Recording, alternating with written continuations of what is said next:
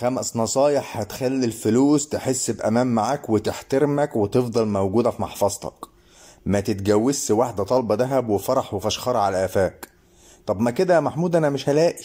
يا عم مع انك ما لقيت ما تتجوز. هتشحت يا حبيبي، والله هتمشي حافي ولباسك مقطع وهتخلعك وهتطلقك وهتحبسك. ما تشتريش حاجة تبقى عبء عليك لمجرد الفشخرة، زي ايفون زي عربية وحاجات تانية كتير انت بتفكر فيها دلوقتي. تبعد تماما عن الافراط في الاكل وتمشي ورا نصيحة ام الغالية اللي بتقول البطن يا ابني ما بتشكرش، وعاملة زي الفرن مهما تحط حطب مش بتشبع. خد بالك لان كلمة واحدة قادرة انها تغير حياتك كلها وتفكيرك كله، فما تاخدش موضوع النصايح ده على انه حاجة عادية وتافهة.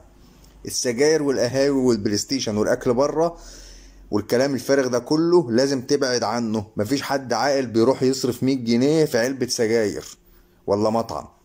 هتشحت يا ابني، انا اعرف ناس كتير بطلتها بسبب المصاريف، فالموضوع مش صعب، انت بس اللي خرع، عيل خرع. الحقوني بالسيجاره، خرمان، انا خرمان. انت عيل خريان مش خرمان. اطبخ في بيتك يالا. كل حاجه تيجي في دماغك تجري زي الخواجه تشتريها. اشتري بس الاساسيات المهمه لبقائك على قيد الحياه. اي رفايع تانية اهرب منها. زي ايه يا معلم؟ حلويات بس عشان نفسك فيها، ملابس وانت عندك اصلا كتير، موبايل وبتاعك سليم وشغال وحلو، شويه التفاهات زي الاعلانات اللي بتصطادك من على الفيسبوك وتحسسك انك عايز تشتري كل حاجه. انا هحكي لك حكايه بنت حرام. واحد مصري اشترى لوحه ب$200، بيقول لي ايه رايك فيها حوده؟ ايه رايك؟ قلت له انا نفسي ارسمها لك. لما سأل سواق اوبر ساعتها عن رأيه فيها قال جملة مستحيل انساها، حكمة.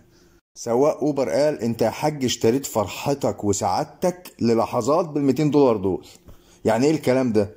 يعني انت ما اشتريتش حاجة مهمة او قيمة، انت بس اشتريت الاحساس بالسعادة عشان جواك تعيس وفاضيش. خد بالك يا معلم بقى لا تقع في الحوارات دي، انك تشتري حاجة انت مش محتاجها لمجرد بس ان عايزك تفرح بيها شوية.